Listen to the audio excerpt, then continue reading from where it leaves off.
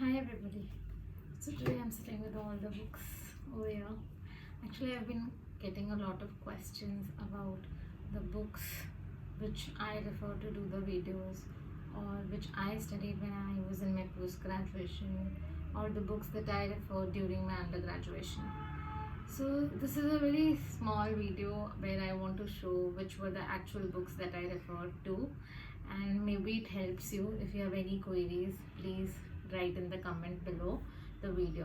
So the first book that I referred when I was introduced to biochemistry was Biochemistry by U. Satyanarayan. So this is a book which we all medical students generally refer to when we are in our first MBBS, that is first year of MBBS, because it's a very concise book and it gives you everything that you require to, if I put it, to pass the exams. So this book is very important for all of us to pass the exams. And basically in first year MBBS you do not have so much of time to read biochemistry as such, because anatomy takes a lot of considerable time, and then there is physiology that you have to do. So biochemistry, generally the students do not give much importance to the subject, and so this book helps. One book for biochemistry, this book helps to pass the exams, and all the diagrammatic representations are very well done of the cycles that you can very easily draw.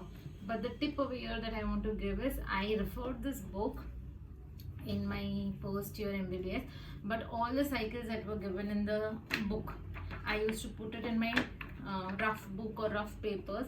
I used to draw them, and then like the cycle, I remember the cycle we had got for exams, internal exams. So this is the cholesterol cycle. Obviously we did not draw the structure, but such cycles I used to write in my drawing book or the rough book, and just used to go through it before sleeping, or whenever there was some amount of time and I was bored of doing anatomy, I used to read, and it actually helped. So basically biochemistry is more of a diagrammatic representation and more of a diagrammatic photographic memory that you can put in your brain, and it's easy then. But here, when I was in first MBBS, my concept of biochemistry was that it was only cycles, a big cycle everywhere, a big cycle here and there, and do the cycles and you get the marks. I was a distinction holder in biochemistry in first year MBBS, but still the concept of biochemistry in my first years was that it's just cycles. But the other book that you can use when you're in your first year biochemistry is this, Lippincott Biochemistry. And I really love this book. Why? Because it gives a very good diagrammatic representation of everything, and it's quite colorful, and it helps you to understand concepts very well, especially the last summary page that it has. It very well summarizes the book, the chapter of the book, and there are multiple choice questions in the end, so it helps you to understand the concepts well. And these multiple choice questions come in various entrance exams that you will crack after your MBBS gets over. So basically this book helps in more of a it's more colorful, and it has a diagrammatic representation as well as flow charts and multiple choice questions, and it's very easy to understand from this book. Though the thing is that not everything is covered in this book, but whatever is there, and if you read only the boxes, the diagrams, the flow charts, it will help you. I have this habit of putting the I call them as a chits that I put, because it helps me to understand what I have to do from this book. Because when I was in post graduation, I utilized all of these books. There are other books that I kept in my shelf, but that I did not study. So these are the books that I actually studied. So from where I've taken what topic, I used to put chits and I used to write down the topics over here. So this way it used to help me. So from Lippincott I did something. I did Lippincott. From Lippincott I did hemoglobin. I did biological oxidation and delta G, the entropy part, because it's given good in this book, and the glycemic index. And I also did jaundice from it, sickle cell disease from it, and protein energy malnutrition. So some topics I do from some books, some topics I did from some other books. So this is the other book that people in undergraduate utilize. This is D.M. Vasudevan, textbook of biochemistry for medical students. Another good book, comprises of everything. The thing is that I was introduced to Satyanarayan, so I stuck to it. But this is also a good book. Most of them also refer to this book, but because I still find Satyanarayan friendly, I prefer that. but I did few topics from Vasudevan as well, that is immunochemistry, and I remember I did hormonal mechanisms of hormones from this book, and there were very other few important points that I used to refer to this book to, because it gives a practical aspect also of all the things that you do in your practical biochemistry, so it was helpful. Now coming to post-graduation. So in post-graduation, I utilized Satyanarayan, I utilized Vasudevan, I utilized Lippincott. The most important book and one of my very favorite book is Harper. I just love this book and it brings a big smile to my face. So Harper was my book and I used to love reading the book. Initially, I'll tell you, it was very difficult to read the book. It seems a bit difficult reading at first. You have to read it 3-4 times to understand what it is. Once you understand, you will always remember from where you have read what, though you will not remember what you read even after 4 times, because it's a very volatile subject, but still it gives you a complete and an exact picture of metabolisms and of genetics. So for metabolism and genetics, this was the book. I referred to this book for only metabolisms and genetics, and I do all my metabolisms and genetics from here.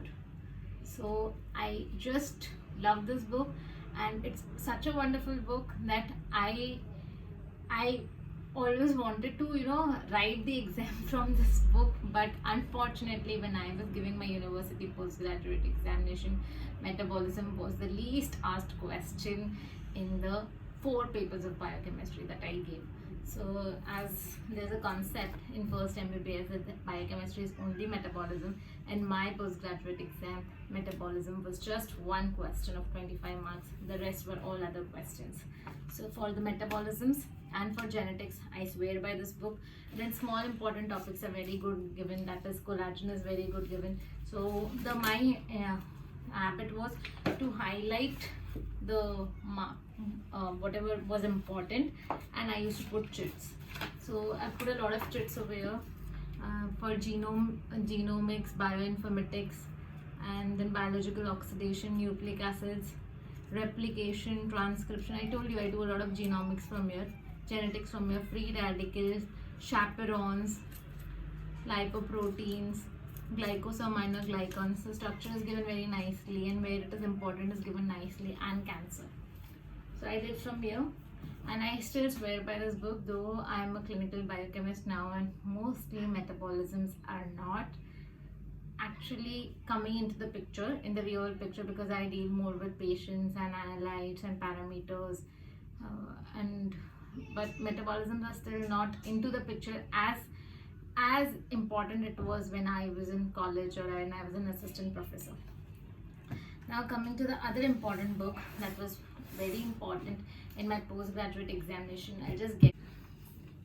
The other book in my post-graduation was this, Teats. So it's a very heavy book, as you can see, and the condition of the book is also not so good because I've used this book a lot. I've used this book for all my laboratory related purposes. So I've used this book for automation, use this book to learn the instrumentation, use this book to learn the procedure of instrumentation, the principles of instrumentation and hormones, and certain description of certain analytes. So it's basically, as this book is for metabolisms, this book is for laboratory. I swear by this book, and if you have any doubt, you can just read in this book, and the doubt would be solved. So I have actually, this book was very difficult for me to read because of course it cannot be handled properly. See, this is the way it has happened. I bought this book in 2013. So this is the book how it become, and I have put chits, and there have been a lot of chits over here. And the other thing that I used to do is I used to put such papers also, such chit blocks also, because because in the exam time it should be easy to just go through it. So I used to write the important things, I used to mark the important points and write it over here, and I used to put chits also.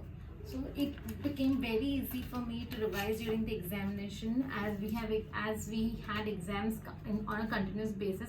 There was no leave, there was no holiday in between, and after one paper we used to go to another paper. So it just like specimen identification. What in identification I've written serial number, patient name, MRD number, color. And labeling I've written LIS, electronic, unique lab accession number, barcoding, identification error. So whatever it was written in this one big page, I used to put it in this chit blocks and I used to write, and I used to know which topic I've taken from where. Like POCT is given very good, mass spectrometry is the best in this book, electrophoresis is good, chromatography is good. It's the best book for all of things, and it's a very big version. So I have this very small version also of this book only. So this is the Teats textbook of clinical chemistry and molecular diagnostics. I have this Teats clinical guide to laboratory tests. So this book, my colleague friend Dr. Gangadhar and me got it for winning a quiz. So we got this small Teats, and this is the small Teats, is the one Teats that I keep with me in the hospital. Whenever I have certain queries, it can be solved almost immediately. The book is quite different in the sense that we in India, at least, I do not know about the other countries, but we in India at least do not have such a kind of book. So it's a very different book to actually understand at first go, because the book starts like this. This is the one page of the book. So for example, if you see one analyte, you are also have put chits. I have this habit of putting chits for almost everything from whatever I read.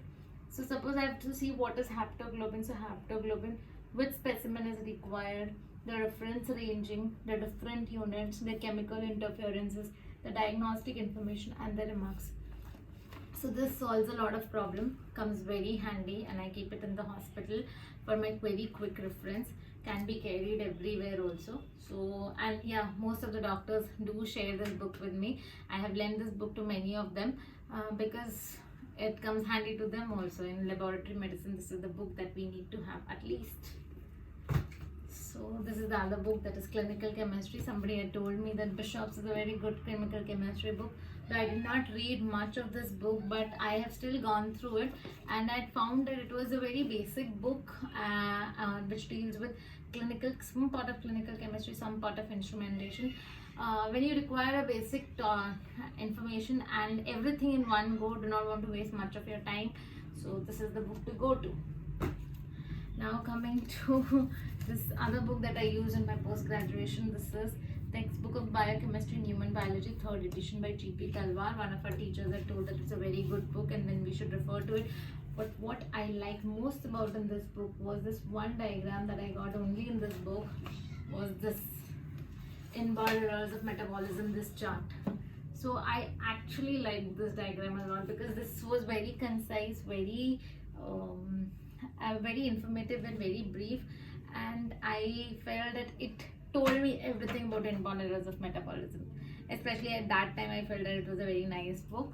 I really liked it. I have done quite a few topics from here. I'll tell you diffusion and facilitated and active transport, plasma proteins. Special chemistry was good. I've done biochemistry of bone from here, nerve from here, brain from here. Then inborn errors of metabolism and vitamin A. So this seems to be a very good book. The list still goes on.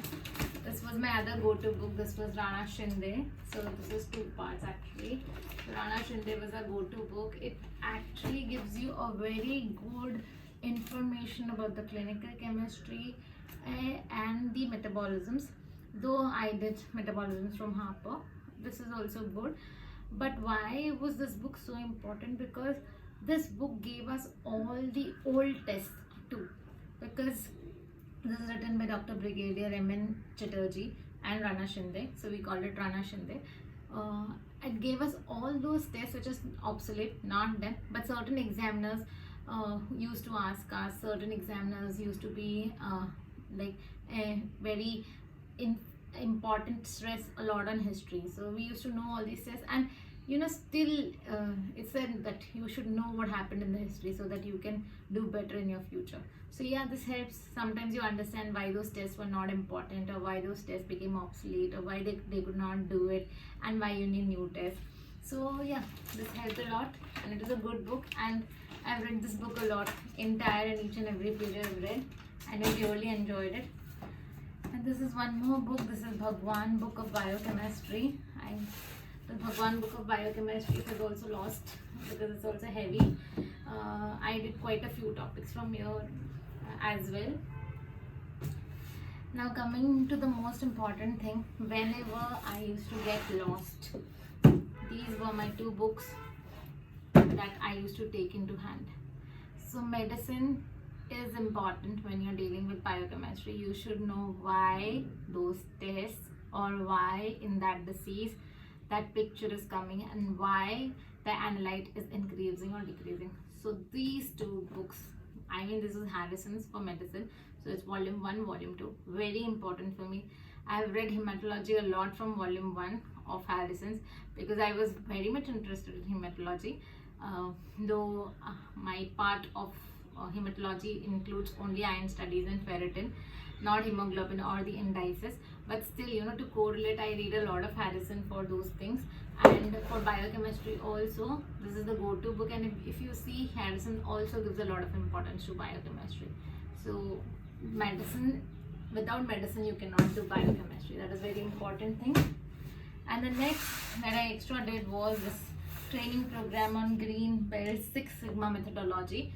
So I did it from Indian Statistical Institute.